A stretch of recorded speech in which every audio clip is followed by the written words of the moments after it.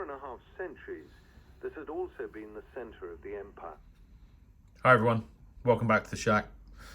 So I did it, got it back together, but oh my goodness, that was stressful. As I said in my original video, when I took this thing apart, the back kind of snaps off through here, and I took it apart, and the keypad kind of lifted from the main board of the radio. All the keys fell off. The power switch, sliding switch, fell out. Yeah, it was a nightmare. But I did manage to get it all back together. It was difficult.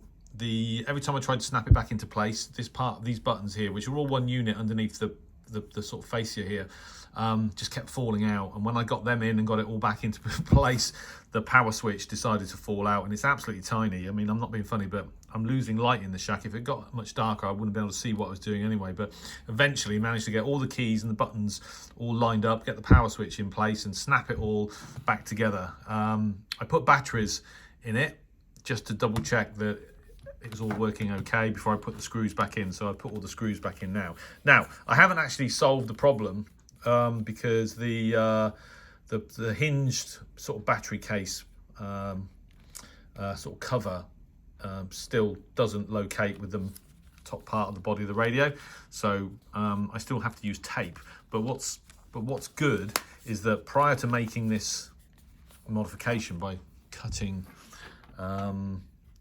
piece of the battery compartment spring out, you couldn't use tape. Nothing would hold it. The original spring applied so much pressure, forcing the batteries in this direction, that, as I said, in the end, as the plastic sort of aged, it became softer and eventually broke. But by cutting the spring back, there's now very little pressure, and just a piece of electrical tape will hold it. As I said, one of my Twitter or X feed followers suggested using Velcro. I did try using Velcro. I've got like double-sided Velcro tape, but even that wasn't strong enough before prior to reducing the length of the battery compartment spring. So I'm really happy now, because what this now means basically is I can actually use this radio again, and I haven't used it for quite a long time. I did walk around with it with a thick elastic band around this area, but even then the door was kind of ajar because of the huge amount of pressure. So I'm really happy. It's not perfect, but then if I wanted a perfect one, I'd go and look on eBay and spend a lot of money. But like I said, it's at times like this when I wish I'd kept hold of my ICF-SW100. But I'm very happy to have this ICF-SW100 back in full working order. Maybe not the prettiest example now, but it's had a lot of use, and it's important to me that I can continue using it. Yeah, and I meant what I said actually in my earlier video. You know, the performance of this radio is very similar to the ICF SW 2001D. You know, it's that good. You know, the 2001D for me is the second best portable of all time after the Eaton E1, and this is up there with the 2001D. So very important that it's working now, or at least it's usable now. More important really than my ICF-SW55. You know, because this is a better radio than the SW55. From Sony, as far as Sony's concerned, I still believe the ICF-2001D is their best radio. This is a close second, along with the SW77. So, but this is tiny. So there you go.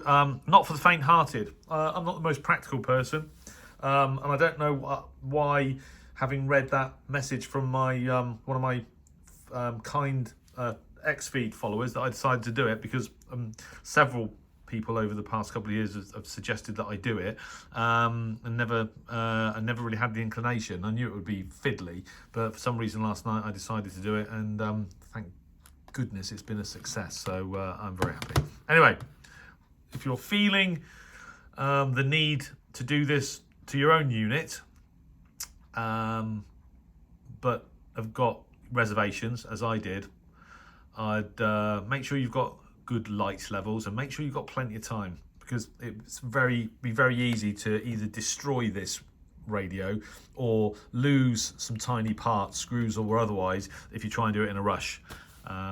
So that's my advice. But it is doable, even for people like me who aren't particularly practical. So there you go.